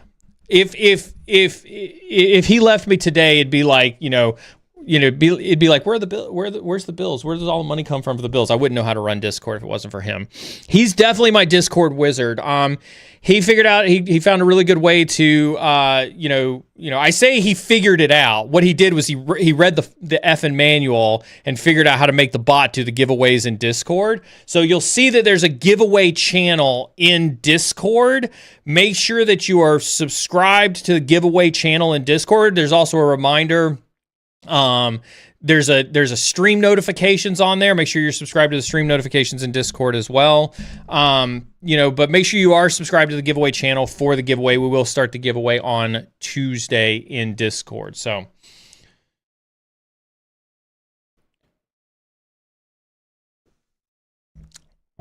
Stock the House on Twitch says, what did you do in the chair force? It's funny you say that. I did cyber for the chair force. When I went in 2003, cyber looked very different than it does for the military today, right? I had been doing hacking well before the Air Force. I got super, super lucky to be able to do cyber when I got into the Air Force, but cyber for the Air Force at the time didn't look like in 2013 when I got out of the Air Force. It looked like network administration. My tech school for the Air Force was 6 months long, and I got CCNA, I got MCSE'd, I got LPIC, I got A+, I got Net Plus. It was what quite honestly, it's what WGU is today, right? And so I got highly certified in that 6 months that I was in tech school. And then my first duty station was in, Callie's neck of the woods in South Korea. That's what that is right there. Little piece of barbed wire from the DMZ. I say that it could have been barbed wire from some military installation that they put in a glass box. I don't know. I didn't cut it myself, but allegedly it's a piece of barbed wire from the DMZ. And I did deployed networking, deployed system administration in Korea. Then I went to Germany, Ramstein. I had a blast being in Ramstein, but I did a ton of deployments because I was working with a combat communications unit. So combat communications means that I supported combat missions and, supported, networking, telephony, switching, cryptographic systems for deployed communications. And then I finally got to come back from overseas, and then I got to do what, ultimately led to the rest of my career, which was I got asked to be part of the formalization of cyber in the military. And that's where I, did work for the NSA as an offensive hacker. I did work for, several other units like the 91st, which does telephony hacking. I did work for the 92nd, which does threat hunting. I did work for the 624th, which was, they do cyber defensive operations after a fashion. Like you name it, I did it. I helped build the Air Force's first functional training unit to teach offensive hacking after the NSA dropped Windermere for their Riot program, which is the remote interactive operator training, which I've attended, been through. We ran a COOP or continuity of operations facility out of the station that I was at for offensive operations. I led the charge on trying to convince military commanders, mostly pilots, that we could hack into surface-to-air missile functionality to cause surface-to-air missiles not to track military aircraft. I did industrial control system hacking. Rob Lee, who runs Dragos, he pioneered it. I take nothing away from what Rob did. He went on to be a SANS instructor, and now he's CEO of Dragos, and we've had him here on stream. He completely transformed it. What I was doing was like, we were figuring it out when I came through the military. We were really just trying to figure out like, what is industrial control system and IoT hacking? How do we get into it? He so I don't want to say that like it's anywhere remotely close, but that's what we were doing at the time. So a lot of offensive hacking, a lot of teaching offensive hackers, a lot of building offensive hacking capabilities, teaching, the cyber, the cyber defenders for the Air Force how to hunt for APT inside of U.S. Air Force networks, and then building, one of the things like, so I'll bash on some of the social media rhetoric for a second, right? There's a saying that says that those that can't do, teach. The military is the exception to that. And so I'll ask for, anybody who's veteran or current military to see if this is still the case, right? But in the military, or at least in the Air Force, you're required to spend a certain number of years at a training base doing training. Because the military's mentality is you've been out in the field executing for so long, we now need to bring you back to a training place so that you can make sure that what we're training on is the latest and greatest TTPs with what's happening out there in your respective career fields. And then you spend so many years in a training base and you go back out to the field and you go back out and do your job out in the field. And so I had the privilege of doing 2 training stints while I was in the Air Force, because that is how they keep training current. And I was pleased when I was a SANS instructor for about 5 years. And so I was super pleased when SANS didn't want me to quit my job to be a SANS instructor. As a matter of fact, they highly encouraged me to continue to do work in the industry to be a SANS instructor so that I could always bring that relevant experience to, you know, to the field whenever we would come back in garrison to teach. And so I say all that to say, like, that is a saying, and in some cases it's true, but I would also say, right, that like military folks are wired differently in that they're required to train to make sure that the training is relevant from their field experience, right? And so there's a little bit of nuance to that, right? This is one of the things like why I struggle a little bit when I teach you guys about like looking at the people that you take content from. Are you taking content from people who are purely hypothetical, purely pontificating on the things at cyber? One of the reasons why I agreed to take the chief content officer role at INE was because I wanted to hire people in the cyber place and put them on a rotation to be active and continue to be active in their relative expertise, right? I wanted them to be involved in the community. I wanted them to continue to do research. I wanted them to continue to put out their own individual content. I wanted them to continue to be seen as the foremost experts in their industry, because oftentimes what ends up happening is you go be an instructor and then you stop doing. And that's why that statement is true. You end up stop doing and you don't have any relevance in the industry. And so I always encourage you, make sure that I wouldn't want you to be here, except that I can continue to validate not only my past experiences, but my future experiences, the things I'm currently doing now to gain you the most up-to-date information out there. But that's what I did. Long story short, there's a lot of nuance to things like that, but that's the meat and the potatoes of it. YouTube, Kumar over on YouTube says, hello, sir. My name is Satish, and my age is 43. And can I get into bug bounty or cybersecurity expert? Absolutely. Absolutely. That's an easy question to answer. Anybody can.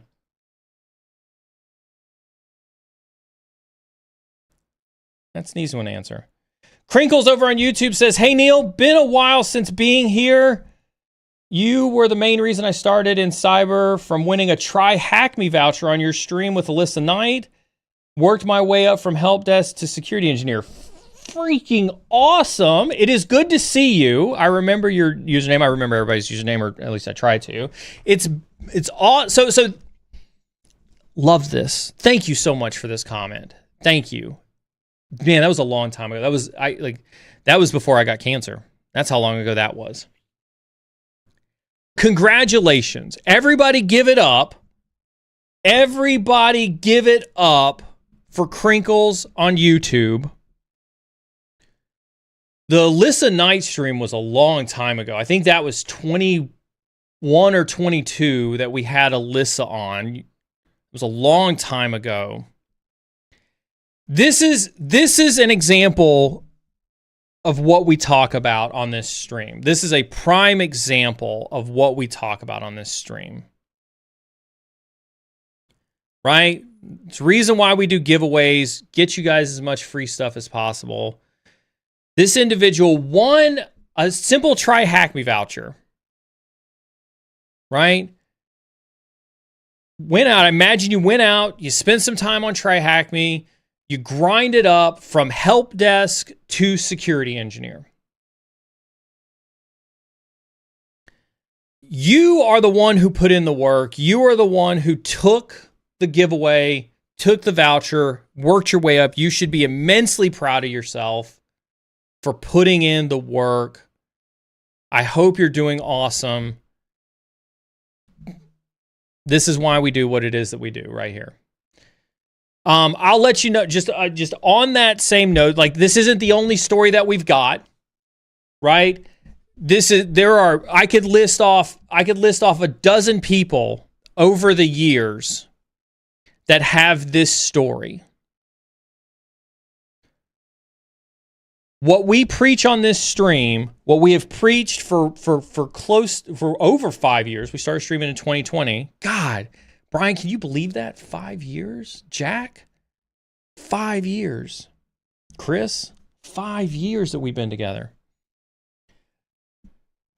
We've been doing this for 5 years, and our entire goal has been to help you.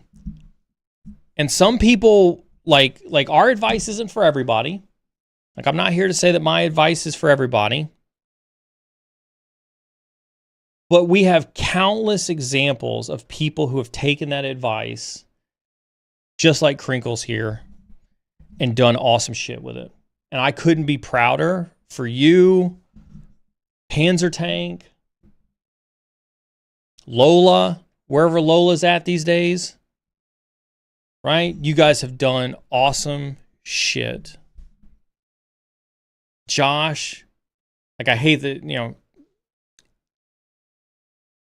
you guys have done awesome shit, and I couldn't be prouder of you. Jesus Christ, that's fucking awesome. I love it. I love it. Try Hack Me versus Hack the Box. This is non-promotional by any stretch of the imagination. I'm not going to opine on which one is better. They both have their place. They both do awesome stuff. We've had Ben on, Ben Spring, who's the CEO from Try Hack Me. We've had him on the stream before. I think what Ben, the challenge that Ben set out to solve, I think he did it, and he did it really, really well. I think Try Hack Me is a fantastic platform, and they continue to do awesome, right? I think Hack the Box is a fantastic platform, and they continue to be awesome. I would generally say, and I know Ben wouldn't agree with this, but I think Ben would not agree with me from a CEO perspective, but I think generally speaking, and I mean very general, right? If you needed to put them into a box, you could view Try Hack Me as a very good entry point. It's low cost. They have a lot of free stuff, and they have a lot of beginner lab content. And so you can use Try Hack Me as a good on-ramp at a low-cost entry point to immediately get your hands on. And that's always been like, if you've been here for 5 years, you know that one of my biggest things that I want you to do fast is to get hands-on. And that's why I say, like, I don't have a hard preference between the two of them. And Beardsec makes a great point. The Hack the Box Academy has done a fantastic job over the last year of putting a lot of that entry-level stuff out there, which is why I say it's really just kind of splitting hairs, right? It's really just kind of splitting hairs. The big thing I want you to take away from, pick one and go get hands dirty. That's the takeaway. The sooner you can get your hands on real concepts, you will be light speed ahead of anybody who is simply relying on certifications or online content to get training. Right? The sooner, yeah, absolutely, GL and YouTube, do both. I don't care, right? They're like, it's splitting hairs at this point in time. My principle to you is go get hands on. Like, the sooner you get your hands dirty, that's the best. That's the cheat code in this industry. Go get your hands on. All right? Cybertize brings up a really good point. Stick with it. I had a coachee about 6 months ago who came to me committed at the time to putting in whatever, and this individual said it, whatever needed to be done to get into cyber.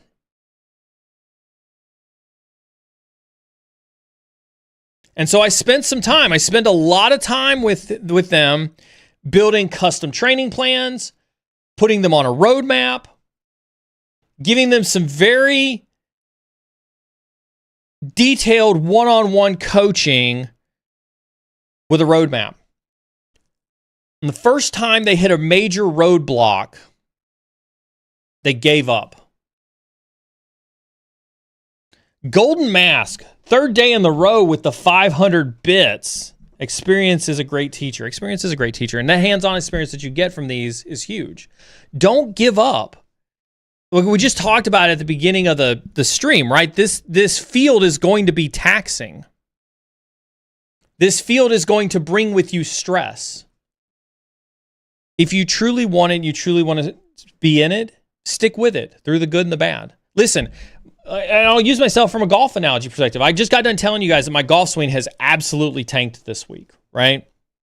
Like I look like there's lots of analogies I could use. It's horrible, right? Do you think that I've said to myself, God, I want to quit? Absolutely. Absolutely. The perfectionist in me has said I should quit because I'm not perfect at it. But I'm not going to. Right? I'm not going to because I have a dream and I have a goal and I have a desire to be in a different place tomorrow than I am today. And it's worth going through the suck to get there. Thank you, Cyberties, for bringing it up. Absolutely stick with it. I believe everybody here has the capability to be awesome in cyber. If I haven't said that to you today, let me say it to you now unequivocally. I think everybody here has the capability of being awesome in cyber. All of you, I'll say this, like if you need something, like this is what I truly believe. Anybody who talks to me will tell you this. I unequivocally believe if you hear my voice, you will be better than me in cyber. I believe that. All of you have the capability. If you're not already better than me in cyber, you will be. And I acknowledge that. You have access to more data. You have access to more learning. You have access to more resources. You have way more at your fingertips today than I ever did. Ever did. Coming up in this business. Right?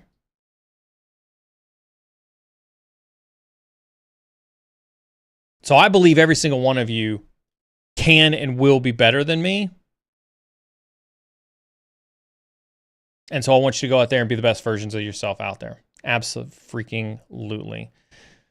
Cyber Ties with the gifted sub. Thank you so very much.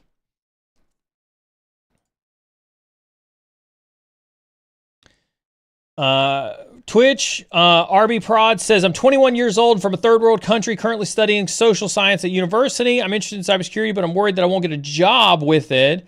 I'm concerned that I will only know what I know, and that's it. We all only know what we know. Like that's that statement, like that's reality. Like I only know what I know. I have no idea what I don't know. I can guess what I don't know. Right? But there's a lot of stuff out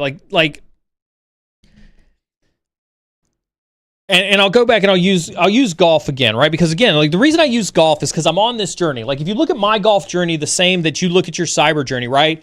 I'm in cybersecurity. My cybersecurity has been my entire career, 25 plus years in this industry for cybersecurity. Right? And now I'm looking to change careers, right? Out of cyber to go be a PGA professional. Right? So I'm like you, I'm changing careers. I'm looking to get into something that most people get into when they're 12, 13, 14, 15, 16 years old. They go to high school playing golf. They go to college on golf scholarships. They get degrees in golf management. They go to the PGA Tour.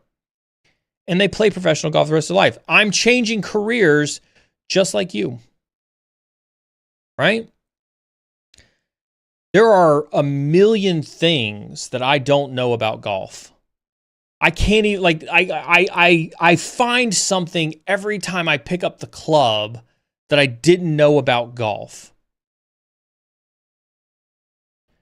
Am I worried that I won't get a job? Right? I still have to, at some point in time, I still have to pay my bills, right? I still have bills to pay. I got to pay for the internet to stream this stuff to you, right? So I've still got bills to pay. I'm worried that I won't get a job being a tour player on tour. That's good. You should feel like that. That is 100% normal. Everybody, I feel like that today, right? I've talked about this on stream. Like, I love Query. I've been here for 3 years. I just realized I'm coming up on 3 years at Query, right? I'm thoroughly loving everything about the job. I'm worried that at some point in time, I won't have a job at Query. It doesn't matter how long you've been in the career field, whether you're just coming in or just getting out, you're always worried about having some form of income to pay the bills. That never changes. I know you're trying to say, because you're from a third world country and because you're 21, you think that those things are the things that are going to stop you from getting a job. But I can unequivocally tell you they're not. Those two things aren't the thing that's going to stop you from getting a job. Last I checked, there are still Big Four consulting companies in third world countries. We could pull up the PwC, EY, KPMG, and Deloitte & Touche website, and they still have offices in third world countries. Last I checked, Wipro, Cognizant, Accenture, they still hire remote workers. Right? What you're doing, what people do when they put up these roadblocks is they are self-limiting themselves. They're trying to say, listen, look at it this way. Look at it this way and pay attention to this. Golf is hard. Is it easier for me to say to myself, I'm going to go to the gym every day and get in shape. I'm going to lose 20 pounds. I'm going to spend a ton of money on lessons from golf coaches. I'm going to build a golf simulator in my house. And I'm going to practice and grind every day to be awesome. Is that easier? Or is it easier for me to say, I'm too old? Only the top 1% get into the tour. And I didn't come from a golfing background, therefore I have no chance to do it. Do you see the difference in those two mentalities? You've already, listen, I'm going to hurt your feelings right now, and I do it out of love. I do it out of love. You're already making excuses for failing. You're already making excuses for failing. This is what we talked about at the beginning of the stream. We talked about you controlling how you perceive the world around you. Right? Are you going to walk into this career? Did I walk into golf and say, I'm too old, I'm too fat, I didn't grow up playing golf, therefore it's too hard, I've got no chance in hell of making it to the PGA Tour, therefore I'm not even going to try? No. Just like me, it's okay to acknowledge that there are challenges along the way. I'm not saying be oblivious to the challenges along the way. What I'm telling you is to acknowledge those challenges, thank you, Outcast, fix your mindset, get your head right, and take those challenges on head on. I will make it to the PGA Tour. I've lost, I checked my scale this morning, I checked my app, I'm down 20 pounds from 6 months ago. 20 pounds. Why 6 months ago, Neil? Well, because 6 months ago, I realized that I'd hit a plateau with where my body could be or where my golf game could go with the current physique that I have. Cybersec Mom, long time no see. We always know it's a Cybersec Mom visit, dropping in the gifted subs and thus kicking off the hype train. It's good to see you. I've heard from you in forever. I hope you're doing awesome. We should do a one-on-one. We should catch up. Fix your growth mindset is what I would say. So 6 months ago, I realized that I had gone as far as I could currently go, and something needed to change to get me to the next level of golf. And that meant that I had to knuckle down and be more serious about my weight loss journey. And I took the steps to do that. Don't put artificial blockers in your way. This isn't hype culture. This isn't hustle culture. This isn't me telling you to wake up and grind. This isn't me telling you to sacrifice your family. This isn't me telling you to, that if you're not up at 4 o'clock in the morning going to the gym, you're going to fail. This isn't it. You all have to do for yourselves what you need to do to be successful.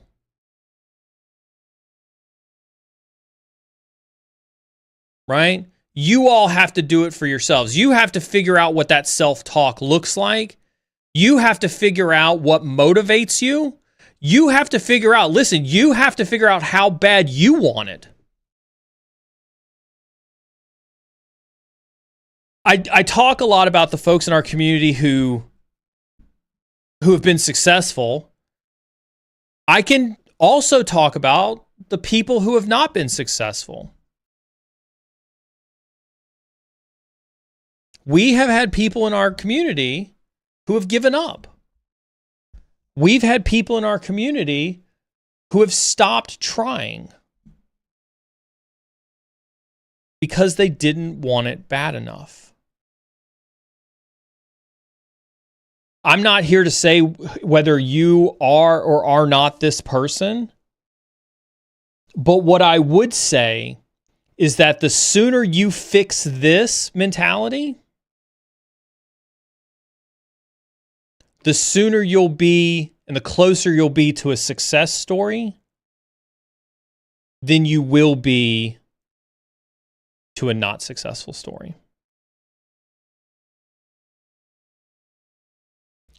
Speaking of length of time, Cybersec Mom just resubbed for 18 months. Been subscribed for 47 months.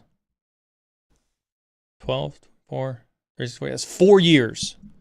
4 years. 2025 is the year of awakening. Phoenix mode on. Glad to hear it out of you. Welcome back. It's good to see you. And this is what we see this all the time. People have to take breaks, right? Breaks don't indicate that you've lost the fire. Breaks don't indicate, right? Breaks don't indicate that that you don't love this anymore, right? I had to take a break because of cancer. That doesn't mean that I didn't miss being with you guys on stream. It doesn't mean that I didn't want to give you advice anymore. Life happens, right? Again, I go back to this statement right here, right? You've given 2 reasons why you can't do something. What if I had said I got cancer, I can't play golf? I got cancer, I can't keep working anymore. I got cancer, I can't keep growing. Right? No, what I did is I said, I got cancer, I'm going to go to the PGA Tour. I got cancer, I'm going to keep growing. See that difference in mindset? How many of you can honestly say, I saw some people as we talked about it in chat, there were definitively some people who were talking about like they started their cyber journey at 38, they're 41 now, they got in. Think about those 2 mentalities. That's what I want you to take away from this. You can either be the person that says, I got cancer, I'm never going to make it to the PGA Tour, I'm never going to progress further in my career. I'm never going to be successful. Or you can be the person that says, I got cancer and I'm going to the PGA Tour. Which one of those do you want to be? Which one of those do you want to be? Oh, there's a hype chest now? What's in the hype chest? Oh, there. Oh my God.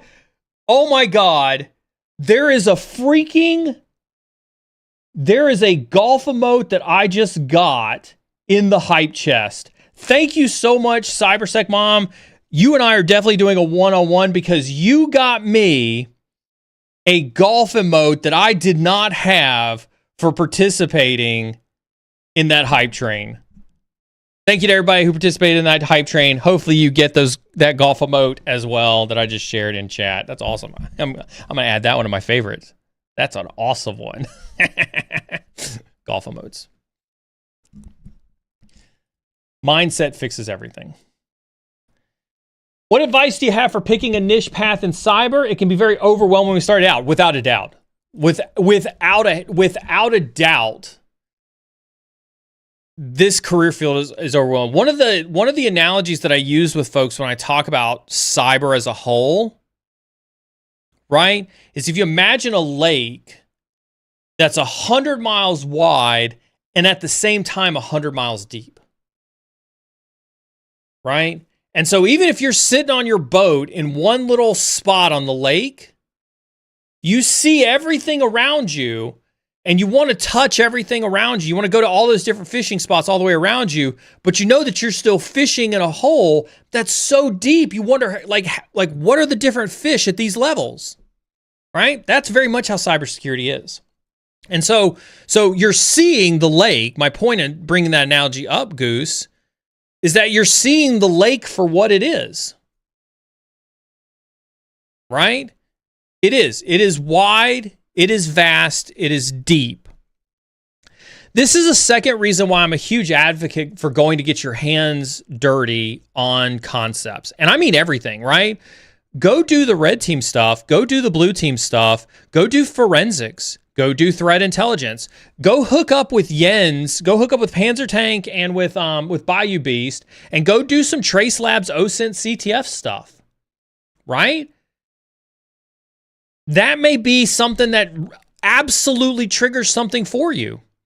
You have to try different things so that you can get your hands dirty on the different aspects of cyber.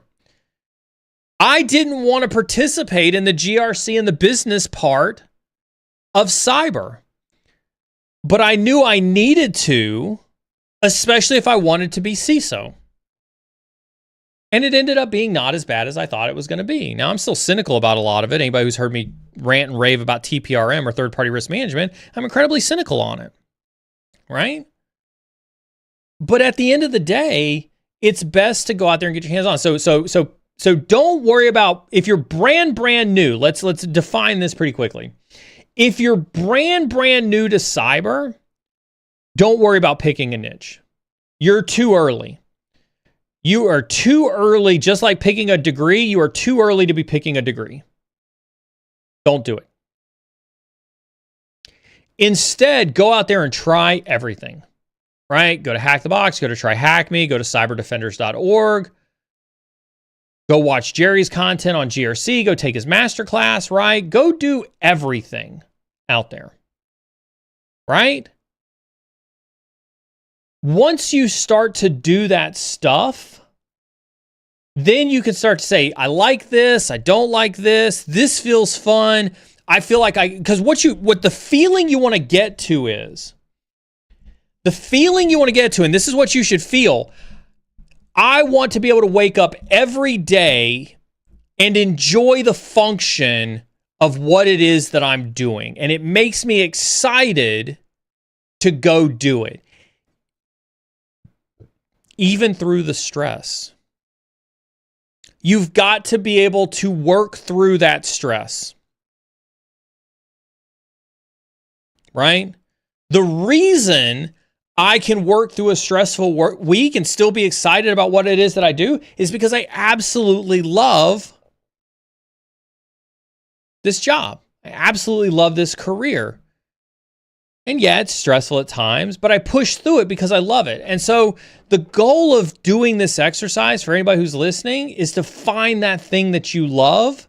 But the only way that I believe that you can find that thing that you love is by going out there and doing it. Go get your hands dirty.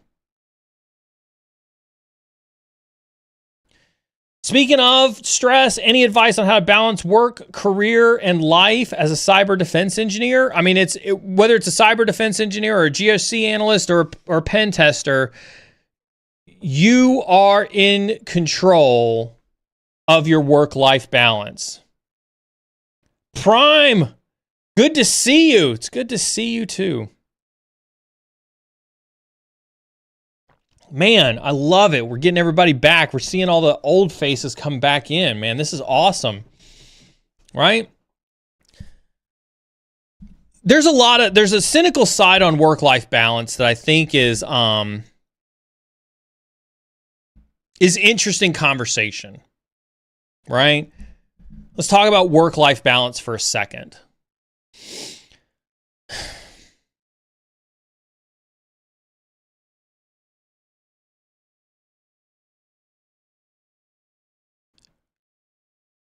The pause is because like this is a hot topic, right?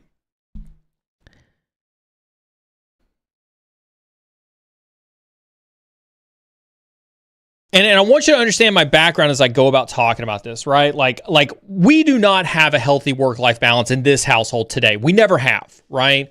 I personally have never had a healthy work-life balance. I blame the military for it.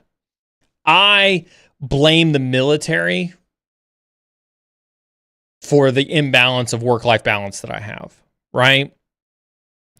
And I'm sure, Matt is 100% supportive of it, and he's probably one of the best CEOs I've ever had the privilege of working for. And I don't say that because he's my current boss, but I wouldn't still be there if I just didn't fundamentally agree and relate and can work in an environment that he creates. And he creates a very secure work-life balance type of environment. But what I've realized, and the reason that I have this take that I'm about to give you all, is that it is because he has created an environment where it is okay to have work-life balance even as a startup. I have failed to execute on it. And what that tells me, what the opinion that I have that's formed because of that, is that it's my responsibility, aka it's your responsibility to create a work-life balance. It's not your employer's. I used to not think like that. That's why it's a hot take.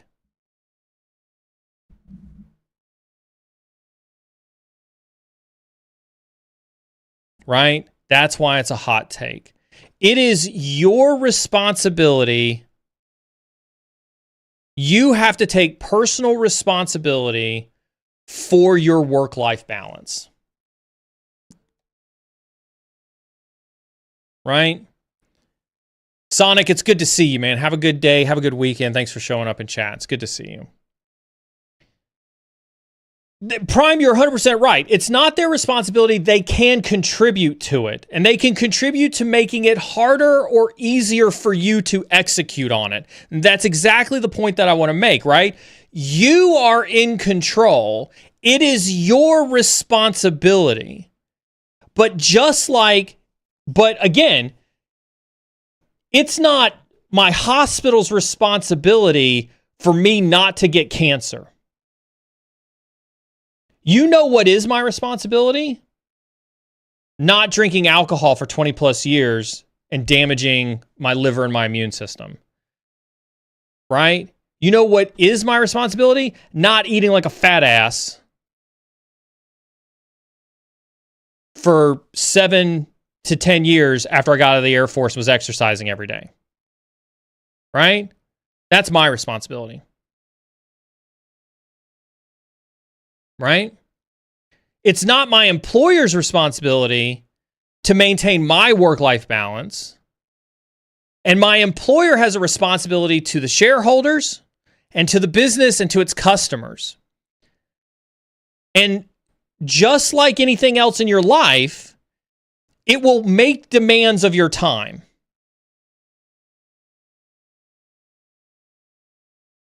Right? It will make demands of your time. It is your responsibility to determine how you handle the demands on your time. Clip it, save it, post it all across the internet, because that is your responsibility to determine how you let people take advantage of your time. Right? What do I mean by that? How does that manifest itself in a work-life balance at work, right? If you are seen as the person that always takes on work whenever your boss comes to you, your boss will naturally say, well, I can always go to Neil to get stuff done.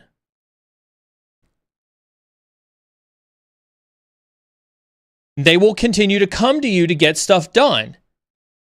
You can't fault your boss for that. You can't fault the company for that. And so to Prime's point, the contributing factor is, and Matt's very good at this, is he calls me up and he's like, hey, Neil, how are you doing? How's your stress levels? That is good contribution to my response to him tasking me with stuff to do.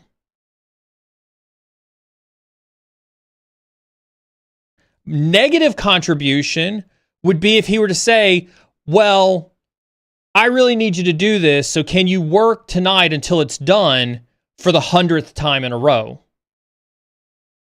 That's a negative contribution, but it is still my responsibility to say, no, I can't. Or, what can you take off of my plate, because this is the 100th time in a row that I've worked till 11 o'clock to get this done. Either you need to help me with prioritization, we need to hire some more people, or somebody else needs to contribute to this project. Right? That's your responsibility in the work-life balance.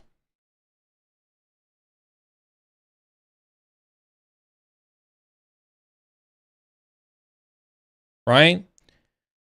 So, advice on how to balance work and career and life in cybersecurity starts with you taking ownership of your time. Taking ownership of how you allow the work environment around you to control your time. And the sooner you do that, the sooner you will realize that you are in control of your work-life balance. The reason I say that we still, even though Matt is an excellent person in terms of helping the entire company at Query maintain their work-life balance, is that I have toxic habits around my career that have been ingrained upon me since I was in the career force. Carmen, the exact same way. We have trauma in our life that forces us mentally to overcompensate of this fear of inadequacy, to always be there, to always get things done, to always be the go-to person. That's our problem. It's not Matt's problem.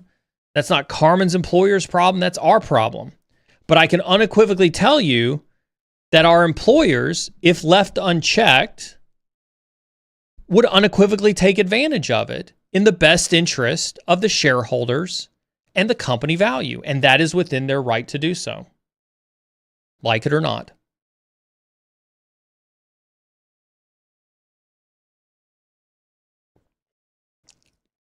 I think that's a great place to end it on. There's a lot of unanswered questions, and I do truly believe that we will get to those questions next time. I appreciate everybody who submitted questions for us to answer this morning. Amazing stream as always. Thanks everybody for tuning in. Thanks Cybersec Mom for the resub and the hype train with the special emoji. Thanks Golden Mask for the bits. Thanks everybody who subbed and got a gifted sub today. Reminder, Tuesday is our threat brief. Do make sure you tune in on Tuesday for that threat brief. This will be reoccurring. We're going to keep it running. We're going to do a litmus test after 4 streams, and so I need your feedback. Reminder to hop into Discord, mostly for the giveaway notification, but definitely to give us your feedback and community notifications. Speaking of notifications, make sure you do have those notifications turned on so you're always aware when we go live. Hit those exclamation point socials. Make sure you are tuned into the social media accounts so that you can see all the things awesome. And I always give a huge shout out to folks who give me support in my golf journey on my personal Instagram account. That stuff means the world to me. Thanks so very much. Whether you're on the red side or the blue side or still deciding, stay awesome. Keep learning, and I'll see you on Tuesday.